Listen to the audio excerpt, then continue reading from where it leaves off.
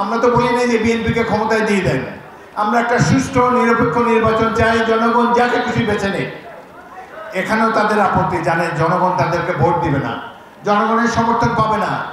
এক ধরনের আতেল বাংলাদেশে গজিয়ে উঠেছে, জনগণের সাথে যাদের কোনো সম্পর্ক নাই, যারা জানে যে জনগণ তাদেরকে কখনো গ্রহণ করবে না, তাদের আজব আজব ধ্যান ধারণা জনগণের উপর চাপিয়ে দিতে চায় এই ছাত্রদের মাধ্যমে। দীর্ঘদিন পর, অনেক পথ পরিক্রমার পর আবার 17 বছরের জন্য আওয়ামী লীগ রাষ্ট্র ক্ষমতায় আদির হলো বিনা ভোটে কারচুপি নির্বাচনের মাধ্যমে। তারা একের পর এক কালাকানুন জারি করলো, বারংবার গণতন্ত্রকে তারা ব্যাহত করলো।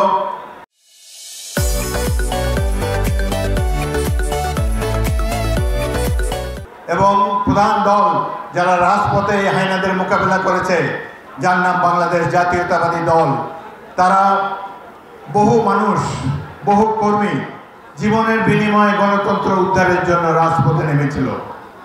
আমি এখানে যারা তরুণ রয়েছে, যুবক রয়েছে, বিএনপির অঙ্গ সংগঠনের সকল নেতৃবৃন্দকে অভিনন্দন জানাতে চাই। আপনারা গণতন্ত্র প্রতিষ্ঠার জন্যে 17 বছর ধরে যে আন্দোলন করেছেন, সেই জন্যে আজকের বাংলাদেশ আমরা পেয়েছি। আবার গণতন্ত্রের জন্য একটি সুযোগ সম্ভাবনা সৃষ্টি হয়েছে। কিন্তু এখন আবারও গণতন্ত্রের বিরুদ্ধে ষড়যন্ত্র দেখতে পাচ্ছি। এই বিএনপির এই 17 বছরের সংগ্রামকে উপেক্ষা করা হচ্ছে। মনে হয় যেন 1.5 মাসেই এই দেশটি প্রায় স্বাধীন হয়ে গিয়েছে। এই যে আমাদের 1.5 মাসের সংগ্রামেও 422 জন বিএনপি কর্মী জীবন দিয়েছে। 60 লক্ষ মামলা আমাদের বিরুদ্ধে। এখানে আমরা প্রায় সবাই জেলে গিয়েছি। আমি নিজেও 5 বার জেলে গিয়েছি। আর এখানে তো যারা বসে আছে অসংখ্য মামলা তাদের নামে। এটি ইতিহাসে, আগামী দিনে যদি আওয়ামী লীগ কোনোদিন আসে, ইতিহাসে এগুলো থাকবে না। সুতরাং আমাদেরকে ইতিহাসকে সঠিকভাবে আগামী দিন যাতে লেখা হয়, সেই জন্য আমাদের সচেতন থাকতে হবে। ভাষা আন্দোলন করেছিলাম 52-তে, তারপরে দেখেন কি ধরনের সাংস্কৃতিক আগ্রাসন আমাদের উপর চালিয়ে দেওয়া হয়েছে। বিডিআরে একটা ম্যাসাকার হয়েছিল 2009 সালে।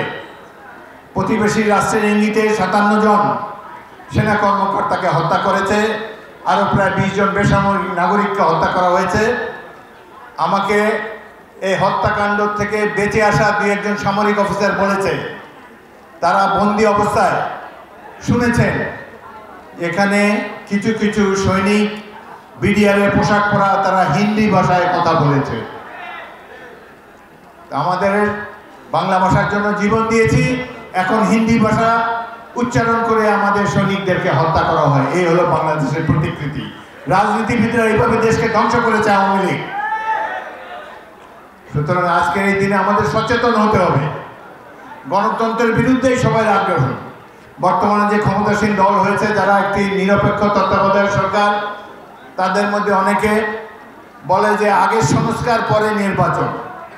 তা আমরা কি জন্য জীবন দিলাম? এত কর্মী গণতন্ত্রের জন্যই তো জীবন দিয়েছে, গণতন্ত্র প্রতিষ্ঠার জন্যে, জনগণের ভোটাধিকারের জন্যে। আমরা তো বলি নাই যে বিএনপিকে ক্ষমতায় দিয়ে দেন। আমরা একটা সুষ্ঠু নিরপেক্ষ নির্বাচন চাই, জনগণ যাকে খুশি বেছে নেই। এখানেও তাদের আপত্তি, জানেন জনগণ তাদেরকে ভোট দিবে না, জনগণের সমর্থন পাবে না। এক ধরনের আতেল বাংলাদেশে গজিয়ে উঠেছে, জনগণের সাথে যাদের কোনো সম্পর্ক নাই, যারা জানে যে জনগণ তাদেরকে কখনো গ্রহণ করবে না, তাদের আজব আজব ধ্যান ধারণা জনগণের উপর চাপিয়ে দিতে চায় এই ছাত্রদের মাধ্যমে।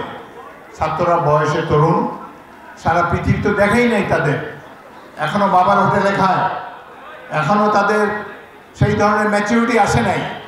তবে তাদেরকে ধন্যবাদ জানাই, তারা এই স্বৈর শাসক ফ্যাসিস্ট হাসিনার বিরুদ্ধে প্রতিরোধ গড়ে তুলেছেন। বিএনপির সাথে সাথে তারাও জুলাই আগস্টে রাজপথে নেমেছে, যার ফলে আমরা আজকে এই ফ্যাসিস্ট হাসিনাকে বিতরণ করতে সক্ষম হয়েছি।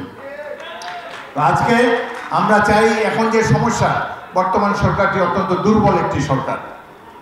আইন শৃঙ্খলা পরিস্থিতির ঘোরতর অবনতি হয়েছে, অর্থনীতি ক্রমান্বয়ে অধোগতির পথে।